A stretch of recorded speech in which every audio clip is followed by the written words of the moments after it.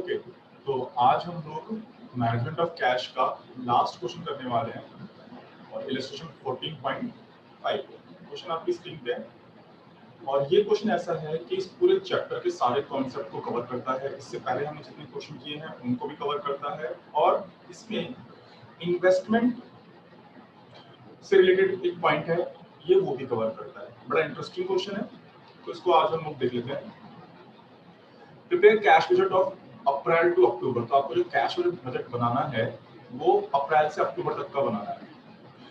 2014 from the information relating to Shah agencies are trading concern. ठीक है, अच्छा यहाँ पे आपको बैलेंस शीट दी है। इससे पहले हमने जितने क्वेश्चन किए थे उसमें बैलेंस शीट नहीं दी थी।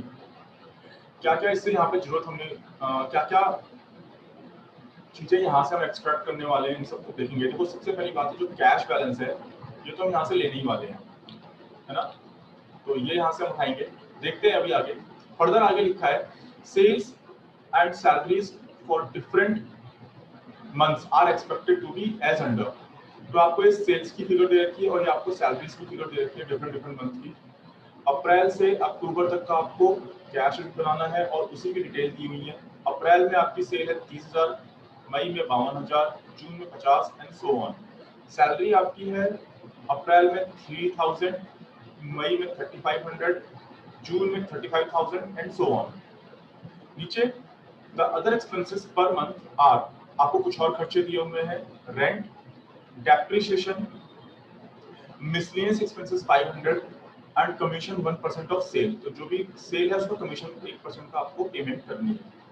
Further of the sales, sale का 80% is on credit and 20% of cash. तो जो टोटल सेल आप कर रहे हो, सपोज आप टोटल सेल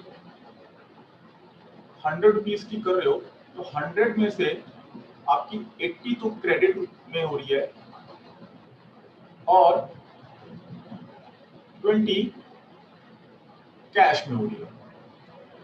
फर्दर कहता है 70% of the credit sale are collected in 1 month.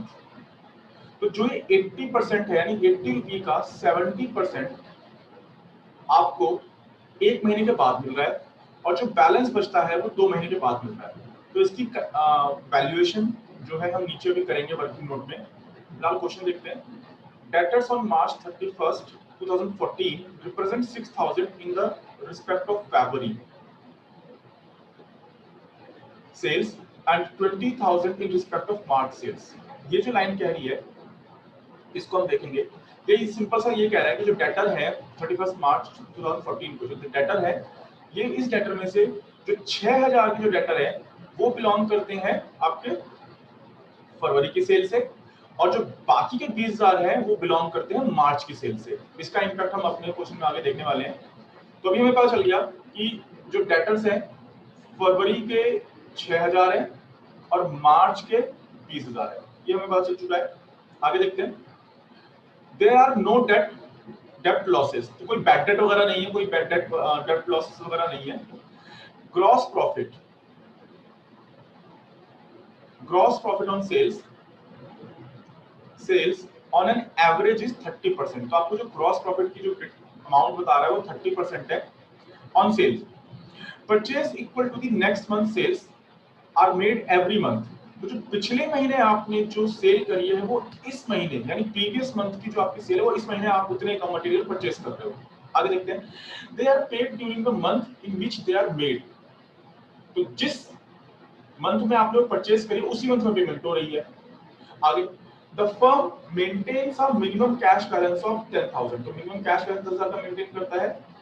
Cash deficiencies are met by bank loans which are repaid at earliest available opportunity and cash in excess of 15,000 is invested in securities bracket interest on bank loans and securities is to be ignored। तो कह रहा है कि interest जो है चाहे वो bank loan हो चाहे वो आप इन्वेस्टमेंट कर रहे हो किसी सिक्योरिटी में तो उसके ऊपर इग्नोर करना है। Outstanding liabilities remain unchange. तो ये कौन से आउटस्टैंडिंग लायबिलिटी की बात कर रहा है? ये जो बैलेंस शीट में आपको आउटस्टैंडिंग लायबिलिटी दी है इसकी बात कर रहा है कि ये अनचेंज्ड है, इसमें कोई फर्क नहीं पड़ा। तो एक बार एक काम करते हैं, यहां से लेके लाइन को फिर से पढ़ते हैं और इसको हम समझते हैं इस लाइन को। तो यहाँ वो कहा जा रहा है कि फर्म जो है मिनिमम बैलेंस मेंटेन करना चाहती है 10,000 का। अगर उस मिनिमम बैलेंस में कुछ डिफिशिएंसी यानी कमी रह जाती है तो बैंक कंपनी जो है बैंक लोन ले सकती है, और बैंक लोन जितनी जल्दी पॉसिबल हो उतनी जल्दी वो रीपे करेगी। हम लोगों ने पीछे क्वेश्चन किया जिसमें क्वार्टरली वाला बेसिस दिया था, ये उससे थोड़ा आसान है ये पॉइंट। अब हम अपने बेसिस पे अपने अकॉर्डिंगली हम पेमेंट कर सकते हैं, जितनी जल्दी पॉसिबल हो उतनी जल्दी। अच्छा, आगे ये भी लिखा है कि अगर आपके पास एक्सेस सरप्लस है 15,000 के ऊपर तो आप उसे सिक्योरिटी में इन्वेस्ट करोगे। अच्छा ठीक, और बैंक लोन और सिक्योरिटीज दोनों पे ही आपको इंटरेस्ट नहीं मिल रहा है। तो पीछे वाले क्वेश्चन में हमने इंटरेस्ट की ट्रीटमेंट सीख ली है, तो इसीलिए मैंने आपको पहले इंटरेस्ट वाला क्वेश्चन कराया था जिससे आपको इंटरेस्ट समझ में आ जाए, राइट। और इस क्वेश्चन में इंटरेस्ट का टॉपिक नहीं है और इंटरेस्ट हम ऑलरेडी कवर कर चुके हैं इसी वजह से। चलो, आउटस्टैंडिंग लायबिलिटीज रिमेन अनचेंज, तो आउटस्टैंडिंग लायबिलिटी का आपने कुछ नहीं करना फिलहाल, ठीक। अब हम इस क्वेश्चन का सबसे पहला काम जो हमारा यहाँ पे होगा, सेल्स का पता लगाना है कि सेल्स कलेक्शन अगर हम करें कितनी होगी एक महीने के अंदर, हमें सेल्स की बेसिस पे कितना पैसा हम रिसीव कर रहे हैं। सबसे पहला काम आपको यहाँ पे ये करना होगा, सेल्स का अमाउंट पता लगाना है कि हर महीने आप सेल्स के थ्रू कलेक्शन कितना कर रहे हो, पैसा कितना रिसीव कर रहे हो। तो इसके लिए हम लोग वर्किंग ग्रुप बना लेते हैं। तो यहाँ देखते हैं, सबसे पहले फिगर को अपनी देखते हैं। तो देखते हैं इसको हम आगे। सबसे पहले हम पता लगाते हैं जो हम सेल कर रहे हैं वो किस किस पीरियड पे और कितना कितना अमाउंट मिलने वाली है। सपोज मेरी 100% सेल है, ठीक। इस 100% में से क्या हो रहा है, 80% आपकी क्रेडिट है और 20% आपकी कैश है। तो कैश तो आप इमीडिएटली रिसीव करोगे, अभी मैं एक टेबल भी बनाऊंगा वहां पे देखेंगे। अच्छा, इस 80% में से क्या हो रहा है, इस 70% यानी ये जो 70% है इसका 70% है,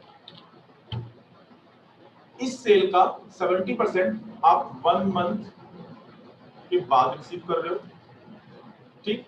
और इसका जो बैलेंस बच रहा है, अब जो बैलेंस बच गया ये आप रिसीव कर रहे हो 2 मंथ के बाद।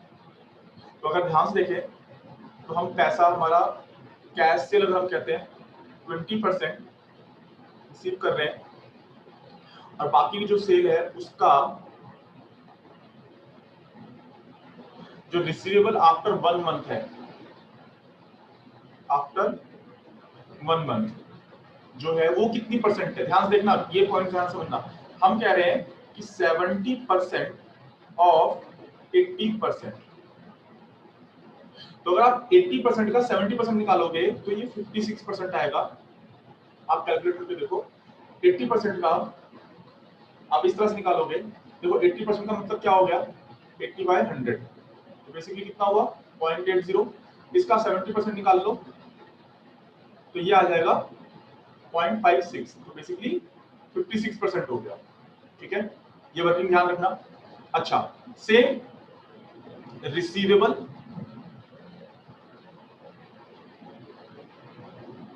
आफ्टर 2 मंथ, 2 महीने के बाद कितना पैसा रिसीव कितना है, तो हम कह रहे हैं जो बैलेंस बच गया, बैलेंस कितना बचा, ठीक। बैलेंस कितना बचा, तो 30% है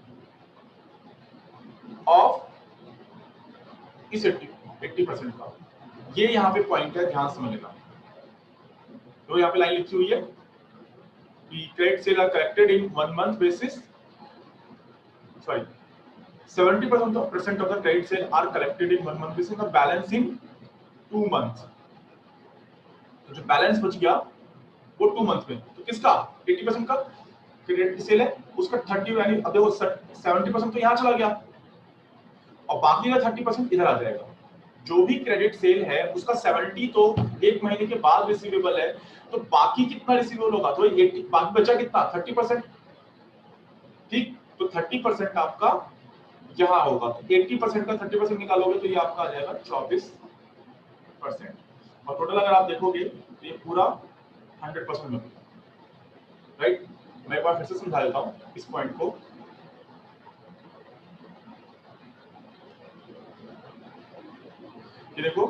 हमने ये कहा कि 100 रुपए की सेल करी मान लो, तो 80 रुपए क्रेडिट है और 20 रुपए कैश है।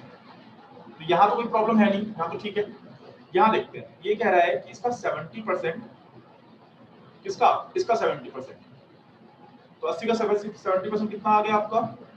56 रुपए। ये रुपये में मान लो हम कर लेते हैं, 56 रुपए आ गया। ये 1 महीने के बाद मिलना है। तो बाकी कितना बचा? हम कह रहे हैं 30% तो बचा होगा सर। तो 70 आपने जो भी अमाउंट यहाँ पे है, 80 का 70% यहाँ आ गया, बाकी कितना बचा? 80 का 30% यहाँ, ये 2 महीने के बाद मिलेगा। बस सेम वही चीज यहाँ पर हुई है। तो हमने पूरी अपनी 100% सेल का ये अमाउंट पता लगा लिया कि कितना अमाउंट कहां से आने वाला है। अब हम फिगर पता लगा लेते हैं, अमाउंट पता लगा लेते हैं सेल का। तो हम कह रहे हैं यहाँ पे हेडिंग बना लेते हैं अपनी,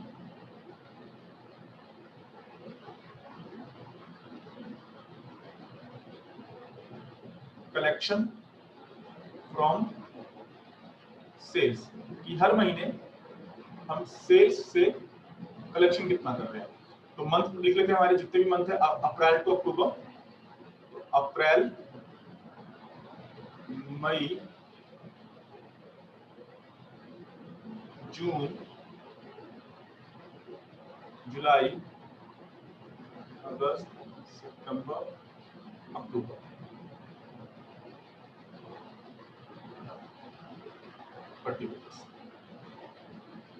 तो टोटल सेल हमारी जो है लिख लेते हैं। और हमें टोटल सेल देखो यहाँ पे दी हुई है, ये पूरा हमें टोटल सेल का कॉलम दिया हुआ है। तो बस ये एज इट इज आपने लिखना है 30, 52, 50 एंड सो ऑन। तो 30,000, 52,000, 50, 75, 90, 35 एंड 25,000।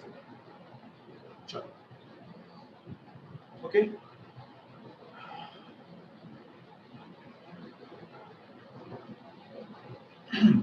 तो कैश सेल हम लिख लेते हैं सबसे पहले। कैश सेल्स कितनी है?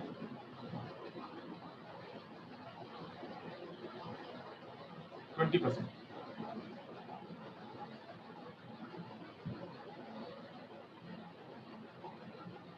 तो 30 का हम निकालते हैं, 20% 6,000, 52 का 20% 10,400, 10,000। अब जितनी भी सेल है सबका 20% निकालते चले जाओ पर्टिकुलर मंथ का। 15,000, 18,000, 7,000 एंड 5,000।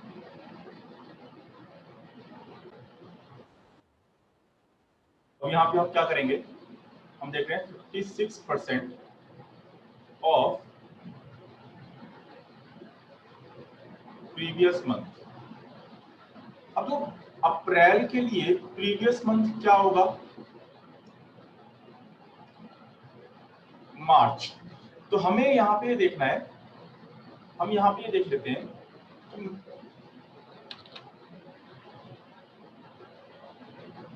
मार्च मंथ सेल पता चल जाए अगर हमें, तो वो देखते हैं। देखो अब एक बात ध्यान से देखना, आपको बैलेंस शीट दी हुई है और बैलेंस शीट में आपको डेटर्स दिए हुए हैं और डेटर्स आपको दिए हुए हैं 26,000 रुपए के, जिसमें उसको कह रहा है कि फैब मंथ से 6,000 रुपीज बिलोंग करते हैं। अब इसको तो हम बाद में पकड़ेंगे, पहले यहां आते हैं। ठीक, हम कह रहे हैं कि मार्च का जो डेटर है वो 20,000 है। अब ध्यान से समझना, 20,000 मेरा डेटर है, ठीक। यानी ये क्या रिप्रेजेंट करता है? ये रिप्रेजेंट करता है क्रेडिट सेल को। अब क्रेडिट सेल क्या थी, याद करो 80% थी ऑफ टोटल सेल, ठीक है। तो यहां से हम ये पता लगा लेंगे कि मार्च के महीने की टोटल सेल कितनी है। बहुत सिंपल सी है, हम कह रहे हैं मार्च में आपने क्रेडिट सेल करी थी 20,000 की। अब बस यही रेशो में अगर उल्टा कर दूं तो मुझे पूरी की पूरी सेल मिल जाएगी, टोटल सेल मिल जाएगी, और टोटल सेल आपकी हो गई 25,000 रुपए। ये 25,000 रुपए है जो प्रीवियस मंथ की है, मार्च मंथ की आपकी टोटल सेल है। इस टोटल सेल का देखो हमने परसेंटेज ऑलरेडी कन्वर्ट कर रखी है। टोटल सेल का 56% अब आप कहाँ मिलेगा, नेक्स्ट मंथ यानी अप्रैल में। तो 25 का 56% आपका आता है, 25,000 रुपए का 56% 14,000 रुपए, ये आप निकाल रहे हो। अच्छा, फिर जो है 24% ऑफ नेक्स्ट प्रीसीडिंग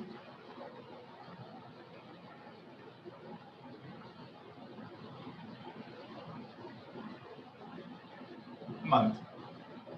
इसका मतलब क्या है कि देखो जो 24 बाकी वाला 24% था उसकी पेमेंट जो है 2 महीने के बाद रिसीव हो रही थी। इसको यहाँ पे समझते हैं फिर से। अगर मुझे अप्रैल मंथ में टोटल कैश कितना मिला, यानी अप्रैल मंथ में जो पैसा मिलेगा मुझे, वो जो 24% की हम बात कर रहे हैं, वो कौन से महीने का मिलेगा, तो अप्रैल के पीछे 2 महीने चले जाओ, तो अप्रैल, मार्च, फैब, यानी जो फैब में जो पैसा होगा 24% फैब का, जो फैब की सेल का 20% आपने कहा रिसीव करना है, अप्रैल में रिसीव करना है। इसका क्रेडिट सेल का ध्यान देखना। अच्छा, आपको ये फरवरी का ये ऑलरेडी बता रखा है कि डेटा 6,000 रुपए का है, तो हम यही वो पैसा है जो हम यहाँ पे रिसीव करने वाले हैं। यानी अप्रैल में वो पैसा जो फरवरी का 6,000 पेंडिंग था, डेटर का अमाउंट है 6,000 जो फरवरी के मंथ से बिलोंग करता है। 2 महीने हो गए ना, तो 2 महीने के बाद यानी अप्रैल में आप इस पैसे को रिसीव कर लोगे, ठीक है, क्लियर। 2 महीने पूरे हो जाएंगे। तो हम ये कह रहे हैं ये 24% क्या है, ये 6,000 रुपी है डेटर्स के जो फेब के मंथ से बिलोंग करते थे। तो अप्रैल का मंथ क्लियर हो गया, एक बार इसे ध्यान से देख लेना। ये 14,000 कैसे आया, 14,000 हमने पहले मार्च मंथ की सेल को पता लगाया, क्रेडिट सेल के थ्रू हमने रेशियो जो था वो रिवर्स कर लिया, हमारे को टोटल सेल मिल गई, और उसका 56% हमारा नेक्स्ट मंथ यानी अप्रैल में मिल गया। और जो फरवरी के 6,000 रुपीज थे वो आपकी कहाँ रिसीवेबल है, आफ्टर 2 मंथ। हमने उसको डेटर के तौर पे बैलेंस शीट में रिकॉर्ड कर लिया ना, आफ्टर 2 मंथ रिसीवेबल है। तो 2 मंथ कहाँ बनता है, अप्रैल में बनता है फैब का। तो बस, तो हमें अप्रैल मंथ की टोटल कलेक्शन पता चल गई। बाकी तो कॉपी पेस्ट है, बाकी कोई दिक्कत नहीं। यहाँ देखते हैं, देखो अब 56% ऑफ प्रीवियस मंथ हम मई मंथ के लिए निकालते हैं। तो 56% ऑफ प्रीवियस मंथ क्या है, अप्रैल है। अप्रैल का 30,000 का अप्रैल की मंथ की सेल 30,000 है, तो 30,000 का 56% आप निकालो, तो ये आपका आएगा 16,800। अब यहाँ पे आप 24% रिसीव करोगे नेक्स्ट प्रीसीडिंग मंथ, यानी मार्च के मंथ की जो सेल है उसका 24%। तो मार्च के मंथ की सेल कितनी थी, 25,000। तो 25,000 का 24% करो, आपका ये भी अमाउंट आएगा 6,000। तो हम यहाँ क्या निकाल रहे हैं, हम लोग निकाल रहे हैं यहाँ सेल्स कलेक्शन।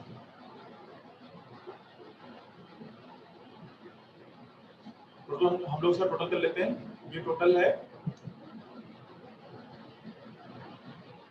26,000 और ये टोटल है 33,200। अब फर्दर चलते रहते हैं। अब हमें सारी फिगर एक तरह से पता है, आगे देखते हैं। तो जून में हम लोग रिसीव करेंगे 56 मई मंथ की सेल का। तो मई मंथ की सेल 52,000, इसका 56% करो 29,120, और 24% रिसीव करेंगे हम अप्रैल की सेल का। तो अप्रैल की सेल का 24% करो 7200।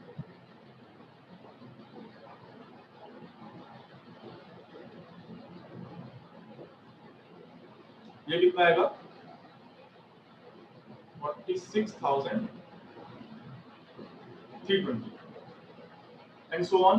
56 of June month sale, June की मंथ की सेल है 50,000, इसका 56% 28,000 and 24% of May month sale, तो मई मंथ की सेल है 52,000, तो 12,000 मई मंथ की सेल है 52, तो 12,480 रुपए आ जाएंगे। यहाँ आपने टोटल किया 55,480।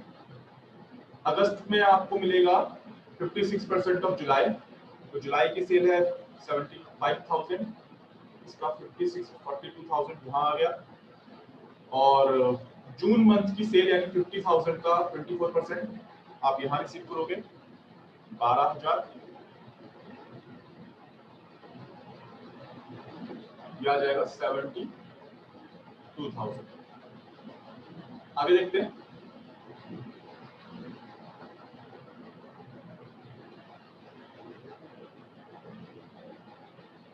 %56 अगस्त मंथ का, अगस्त में 90,000 की सेल है, इसका 56% 50,400, और 24% जुलाई मंथ का 75,000 सेल है वो, तो 18,000,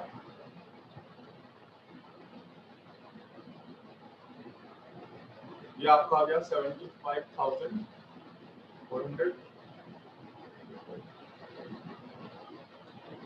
56% सितंबर मंथ का, तो सितंबर मंथ की सेल 35,000 है, 56% उसका, तो 19,600, और अगस्त मंथ की जो सेल है उसका 24% 21,600।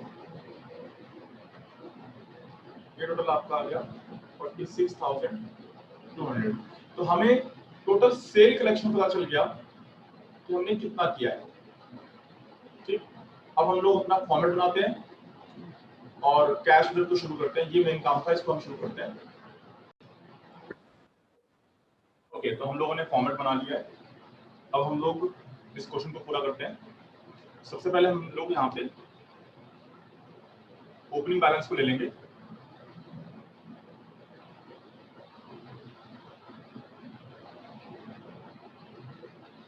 और अप्रैल मंथ का ओपनिंग बैलेंस आपको ऑलरेडी दिया हुआ है बैलेंस शीट में, एंड दैट इज 20,500। और अब हम यहाँ पे लेंगे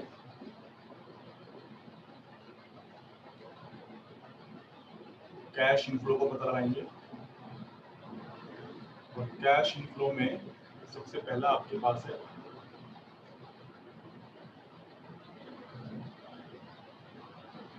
कलेक्शन फ्रॉम सेल्स।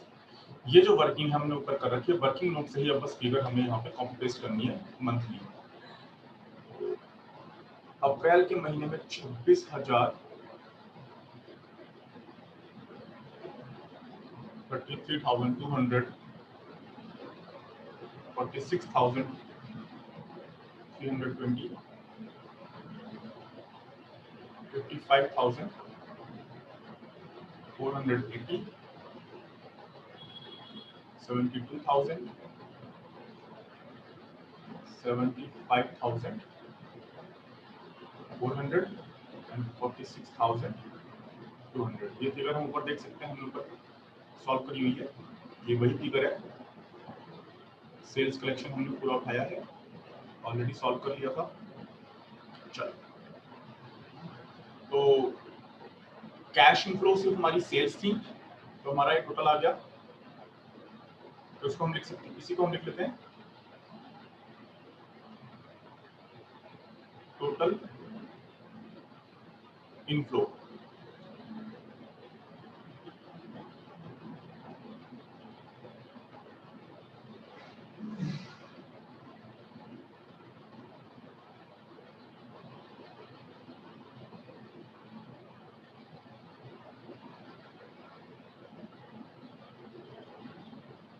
यही सेम फिगर आ जाएगी आपकी 26,000, 46,000, 320, 55,000, 480, 72,000, 75,400, 46,200। अब हम लोग अपने एक्सपेंसेस निकालेंगे, मीन्स जो हमने कैश आउटफ्लो किए हुए हैं। और सबसे पहली मेरी आइटम है परचेज। इस क्वेश्चन में परचेज का एक पॉइंट है जो अच्छे से समझ में आ गया, समझ लो क्वेश्चन आपका क्लियर हो गया। तो परचेज को देखते हैं और परचेज को रीड करते हैं कि परचेज के रिगार्डिंग उसने क्या बोला है क्वेश्चन के अंदर।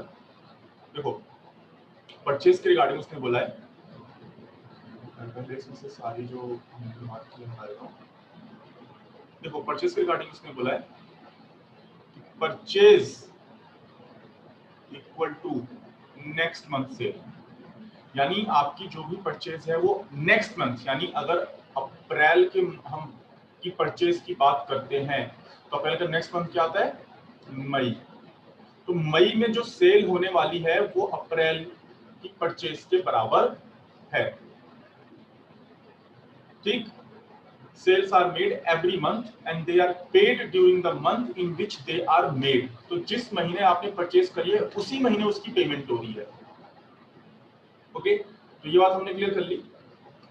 मींस अगर अप्रैल की परचेज पता लगानी है तो आप मई की सेल की तरफ देखोगे, तो जो मई के मंथ में जो सेल है वो अप्रैल के महीने की परचेज है। ये बात समझ लो। अच्छा, इसमें लेकिन एक पॉइंट छोटा सा और है। इसमें ये लिख दिया कि gross profit on sales on average is 30%। इसको नीचे समझते हैं। यहां देखो, ये तो हमें समझ में आ गया कि अप्रैल की परचेज बराबर है मई की सेल पे। लेकिन देखो ध्यान से, जब हम सेल करते हैं तो उसमें हम अपने प्रॉफिट को इंक्लूड करके चलते हैं। ठीक, प्रॉफिट को इंक्लूड करके चलते हैं।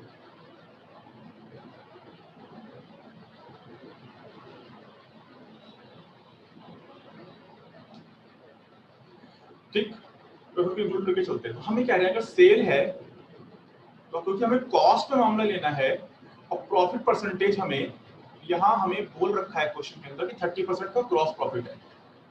जो ग्रॉस प्रॉफिट है वो 30% है। तो हम ये कह सकते हैं 70% कॉस्ट है और 30% प्रॉफिट है।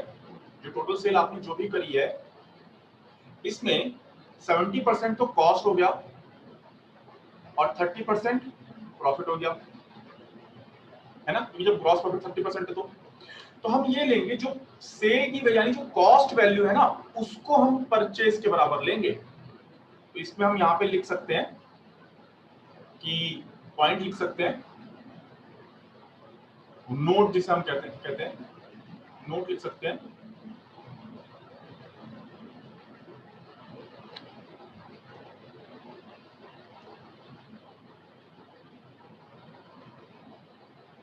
क्या है note, since gross profit is 30% of sales, then purchase क्या हो जाएगी, परचेज इज 70% ऑफ सेल्स।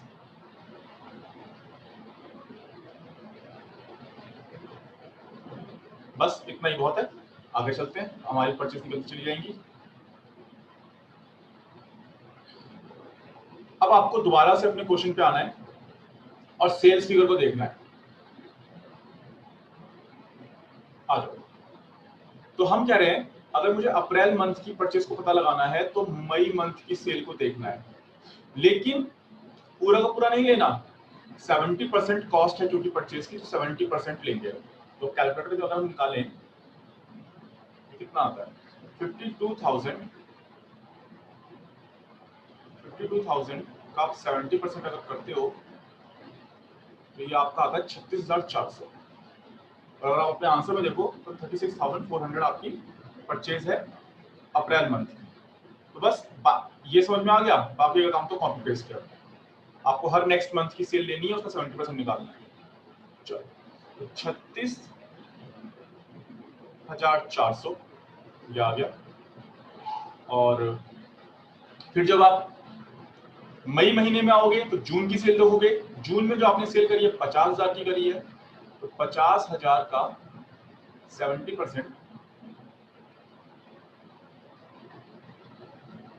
35,000।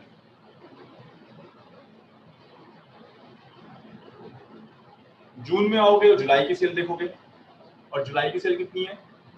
जुलाई की सेल है 75,000। 75 का 70% 52,500। तो आप ये हर महीने परचेज इस अकॉर्डिंग निकाल लोगे। और क्योंकि हम जिस महीने परचेज कर रहे हैं उसी महीने पेमेंट कर रहे हैं, क्योंकि हमें परचेज से मतलब नहीं है, हमें लेकिन पेमेंट से मतलब है। पेमेंट क्योंकि उसी मंथ में हो रही है जिस मंथ आप परचेज कर रहे हो, तो इसीलिए यहाँ पे कोई टाइम लैग नहीं है, कुछ भी नहीं है। जिस महीने परचेज है उसी महीने पेमेंट है, सिंपल। तो फर्दर आप निकालते चले जाए और लिखते चले जाए। मैं बस अब सॉल्व करके लिख रहा हूँ यहाँ पे 63,000, 24,500, 17,500 एंड 70। अब देखो यहाँ ध्यान से देखते हैं। और जब अक्टूबर के मंथ में आप आए, जब आपको अक्टूबर के मंथ में आए तो आपको नवंबर मंथ की सेल पता होनी चाहिए, क्योंकि नवंबर मंथ की सेल होगी उसी का 70% ऑफ नवंबर मंथ सेल आप यहाँ लिखोगे। लेकिन नवंबर मंथ की सेल तो आपको गिवन ही नहीं है क्वेश्चन के अंदर।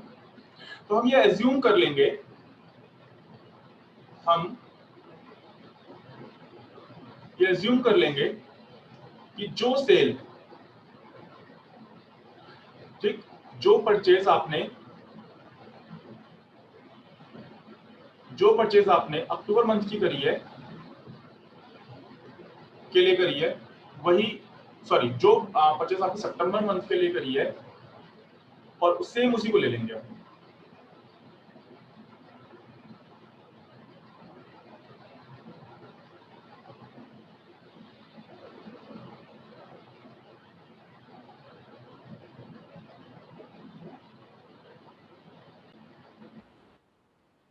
अब देखो, सितंबर की परचेज पता लगाने के लिए आपने अक्टूबर की सेल ले ली, और वो अक्टूबर की सेल क्या थी?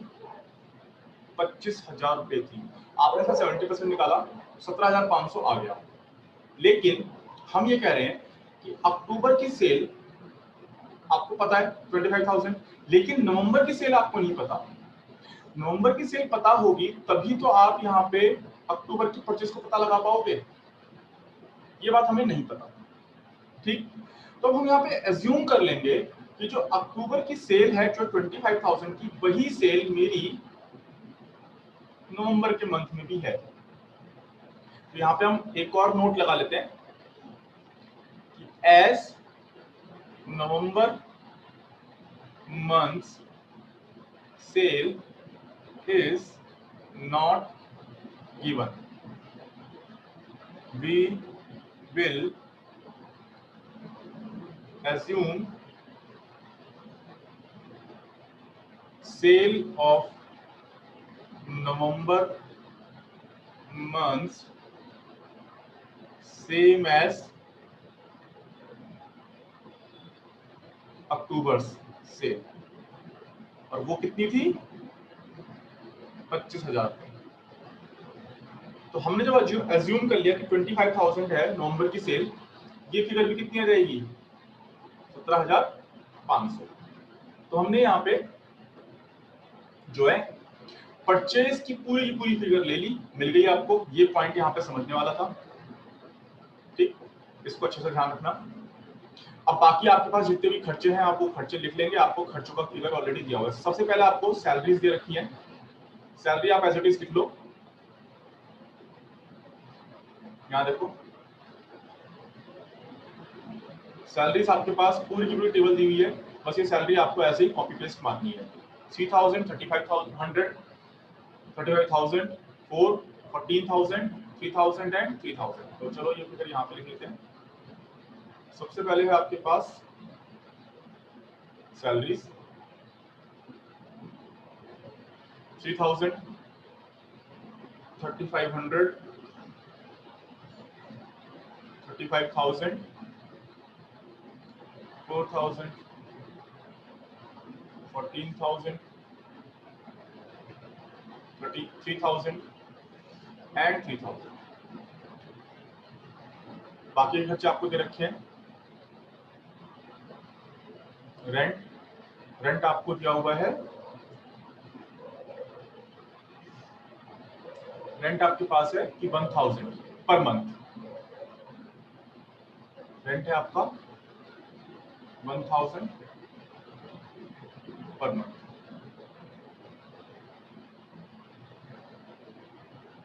चलो, फिर अगला आपके पास एक्सपेंस है डेप्रिसिएशन। क्या डेप्रिसिएशन यहाँ पे आएगा? उसका जवाब है नहीं, डेप्रिसिएशन यहाँ पे नहीं आएगा।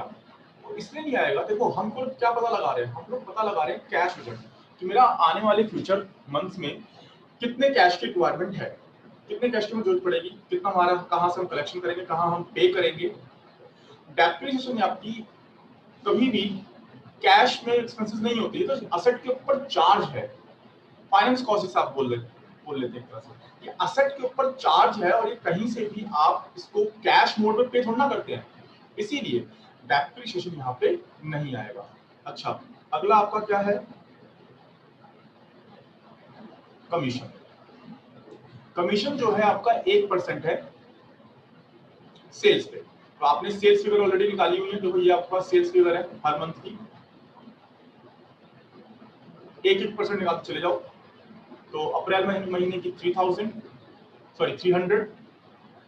1% है ना, हाँ 300 and so on.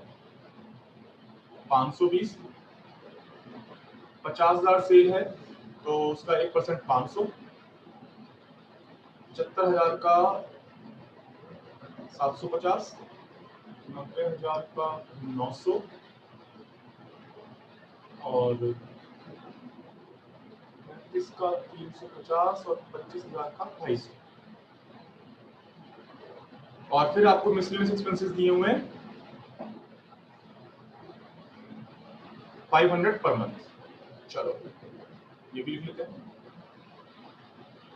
Miscellaneous expenses 500 per month.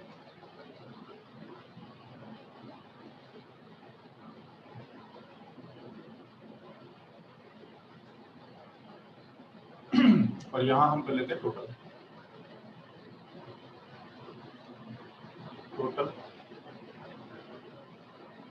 Out.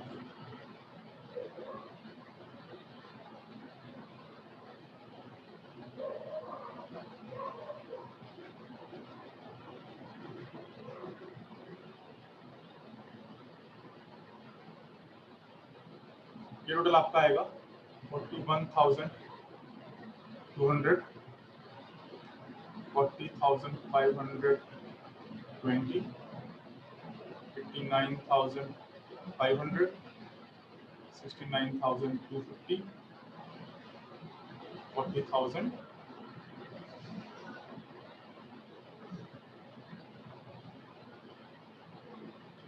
900 और 23,350, 22,250। टोटल आ गया आपका। यहां आप निकाल लोगे बैलेंस।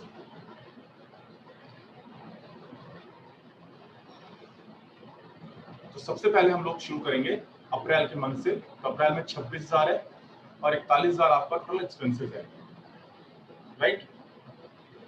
चलो 26,000 टोटल मेरा यहाँ पे मैंने गलत लिख दिया है। टोटल यहाँ पे है आपका 46,500।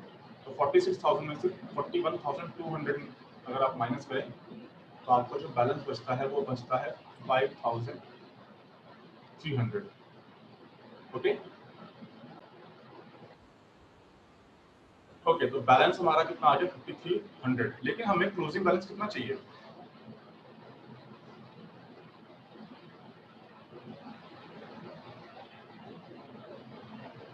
क्लोजिंग बैलेंस हमें चाहिए, देखो क्वेश्चन में ध्यान से देखो, डिजायर्ड बैलेंस जो था हमारा 10,000 का है। तो हम क्या करेंगे, हम यहाँ पे लोन टेकन या रीपेड दोनों खोल लेते हैं। यानी अगर आप ओवरड्राफ्ट पे करोगे या लोन लोगे तो वही वाला हिसाब है। ठीक, तो आप लोन यहाँ पे लोगे, कितने का लोगे? 4700 का लोन आप यहाँ पे लोगे, तो आपका बैलेंस कितना आ गया? 10,000 का क्लोजिंग बैलेंस आ गया। ये जो 10,000 का क्लोजिंग बैलेंस है, यहाँ आ जाएगा अप्रैल का क्लोजिंग, मई का ओपनिंग बनेगा, मई का ओपनिंग बनेगा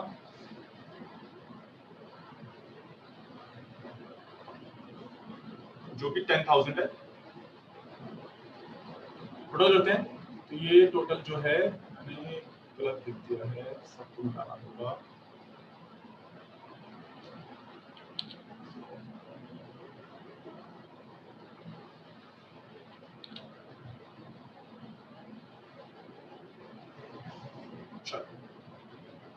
तो ये टोटल आपका आएगा 43,200, माइनस कर लेते हैं, तो ये आपका जो बैलेंस आएगा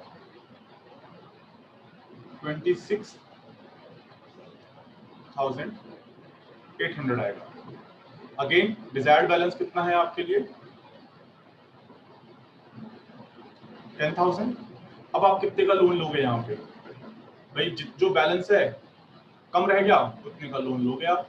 तो आपको डिजायर्ड बैलेंस था 10,000 का, आपके पास हाथ में रुपए हैं 2,680, तो 7,320 का आप और लोन लोगे। ठीक है, तो आपने 7,320 का और लोन ले लिया। राइट, चलो आगे चलते हैं। 7,320 आपने यहाँ डाल दिए, और आपका अब ये बैलेंस जो आएगा, ये आएगा आपका 56,320। आप इसे माइनस करोगे, यहाँ अब आपका जो रिजल्ट आएगा वो निगेटिव में आएगा, यानी एक तरह से आपके पास निगेटिव बैलेंस हो गया। और ये निगेटिव बैलेंस कितने का हो गया? 33,180। और आपको डिजायर्ड बैलेंस कितने का है? आपको 10,000। अब आपको यहाँ पे लोन कितने का लेना पड़ेगा?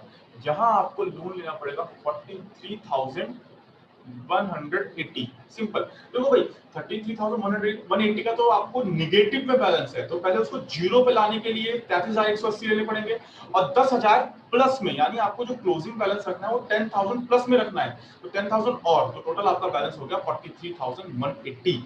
इतने का आपको लोन लेना पड़ेगा। राइट, फर्दर चलते हैं। 10,000 मैंने यहाँ पे गलत किया है, ये 10,000 का क्लोजिंग बैलेंस है ना, तो यहाँ 10,000 आना चाहिए, मैं टोटल सही लिख दिया, वो गलत लिख दिया। खैर, 10,000 क्लोजिंग बैलेंस है, दोबारा से यहाँ पे 10,000 क्लोजिंग बैलेंस आ जाएगा। तो क्लोजिंग से ओपनिंग बैलेंस आपका बन गया 10,000 जुलाई का। ये जो टोटल होगा आपका, ये आपका टोटल होगा 65,480।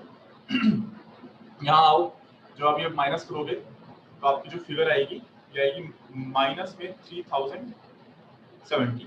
अगेन आपको लॉस है। अब आप यहाँ पे जो डिजायर्ड बैलेंस है वो 10,000 का है। अब आप यहाँ पे लोन कितने का लोगे? तो 10,000 तो आपको डिजायर्ड बैलेंस रखना है, प्लस 3,770 जो नेगेटिव में है वो, तो टोटल आप जो लोन लोगे 13,770 का लोन लेने वाले हो आप यहाँ पे। ओके, चलो आगे देखते हैं। यही आपका जुलाई का क्लोजिंग, अगस्त का ओपनिंग बैलेंस बन गया, और ये आपका आ गया 82,000।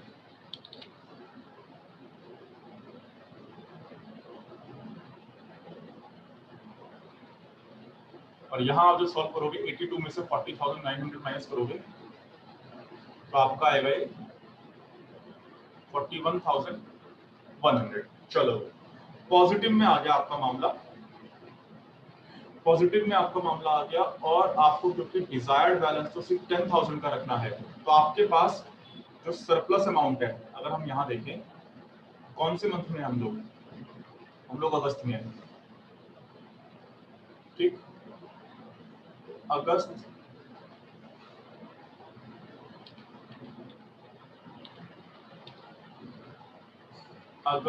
मंथ सरप्लस को अगर हम देखें, ठीक, तो हमारे पास जो बैलेंस था वो 41,100 का है। और डिजायर्ड बैलेंस जो क्लोजिंग बैलेंस हमें रखना हम चाहते हैं, डिजायर्ड बैलेंस हमारा 10,000 का है।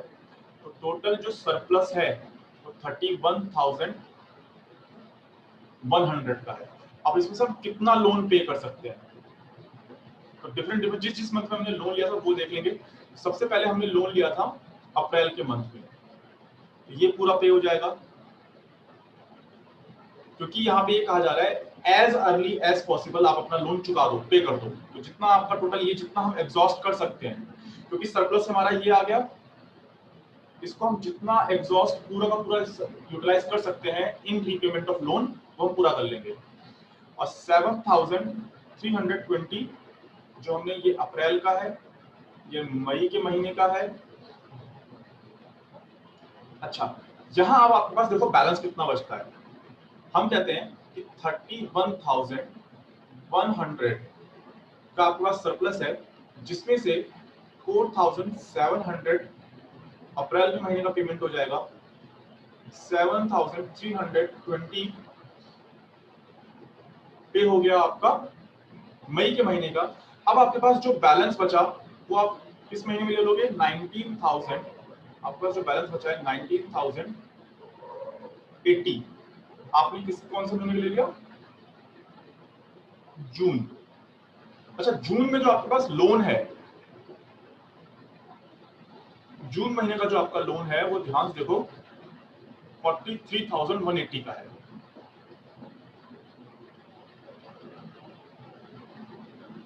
ना, 43,180 का है। मैं ये इसलिए समझा रहा हूं कि आपको ये पता रहे कि अभी भी जून के महीने में लोन का बैलेंस कितना बचा हुआ है। तो हम कह सकते हैं कि loan pending for the month of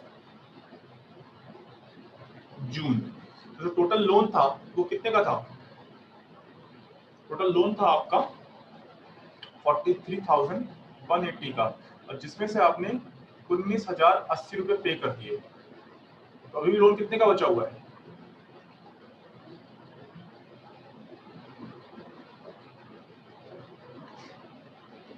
24,100 का। ये बात ध्यान रखनी है कि लोन अभी भी बचा हुआ है आपका। चलो, तो फिलहाल हम यहाँ पे देख रहे हैं लोन रीपे कितने का कर रहे हो आप, 31,100। अब रीपे पेमेंट करोगे तो यहाँ पे निगेटिव में लिख लिया, आपका 10,000 का डिजायर्ड बैलेंस बचा, आ गया 10,000 आपने यहाँ लिख दिया। टोटल करते हैं, आपके पास टोटल इनफ्लो कितना आएगा, 85,400। यहाँ माइनस करते हैं, ये जो बैलेंस आएगा आपका 63,050 रुपया आ गया। चलो, अब सबसे पहला काम यह है, मेरा सरप्लस में है, मुझे बैलेंस यहाँ पे 10,000 का डिजायर्ड बैलेंस रखना है, तो उससे तो बहुत ज्यादा है। सबसे पहला काम हम क्या करेंगे, ये जो यहाँ पे आपके जो अभी भी ये जो आपने लोन लिया था, इसका जो 24,100 रुपए लोन बचा था, सबसे पहले तो आप वो लोन रिपे कर दोगे।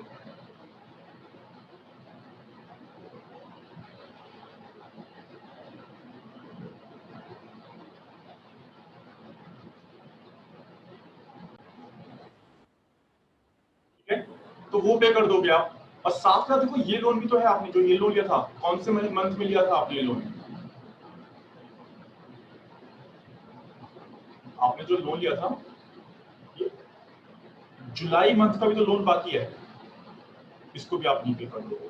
तो अगर आप अगेन अब दोबारा से अगर यहाँ देखो, ठीक, तो हम अगर सरप्लस बैलेंस देखें,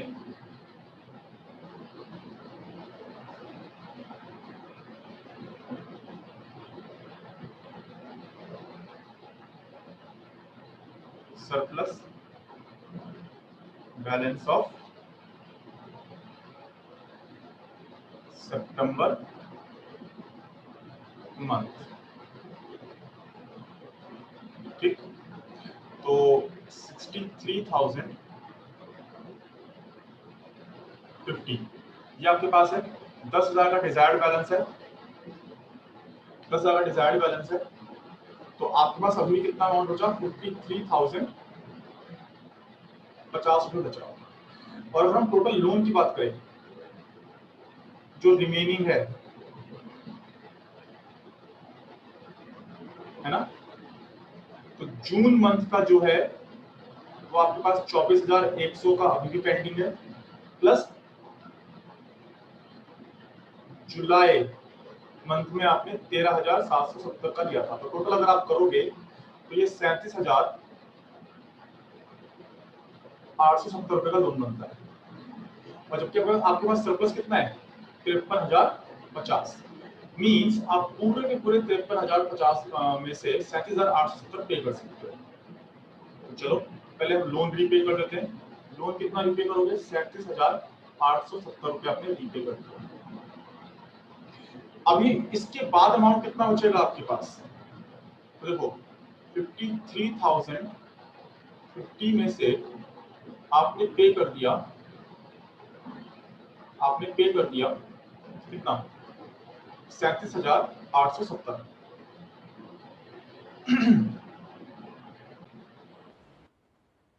अब देखो हमने 37,870 का लोन रीपे कर दिया, टोटल हमने लोन रीपे कर दिया।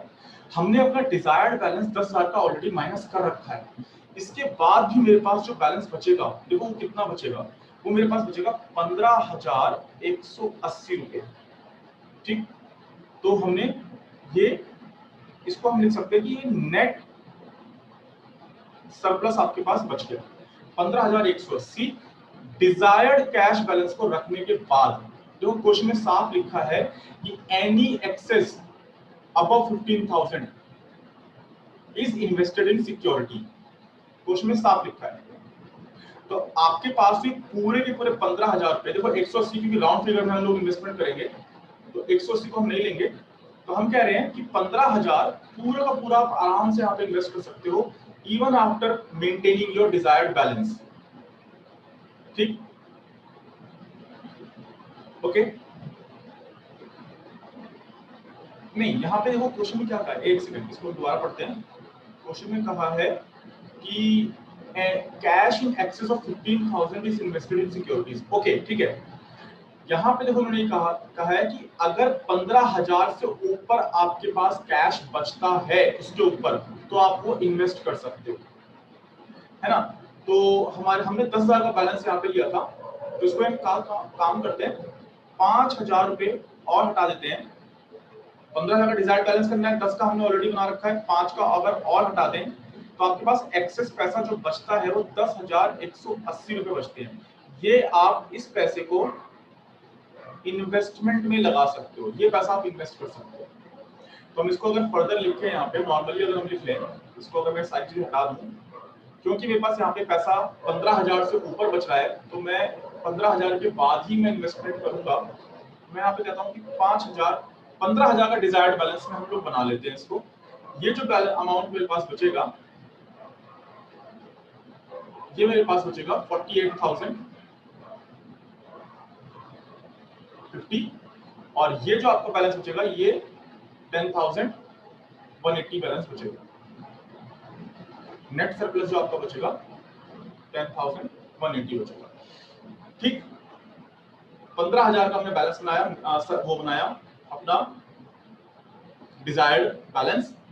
और इसके बाद मेरे 10,000 रुपये बचते हैं। ये 10,180 रुपये में आराम से आगे कहीं इन्वेस्ट कर सकता हूँ। तो चलो यहाँ पे मैं एक और कॉलम खोल लेता हूँ इन्वेस्टमेंट का।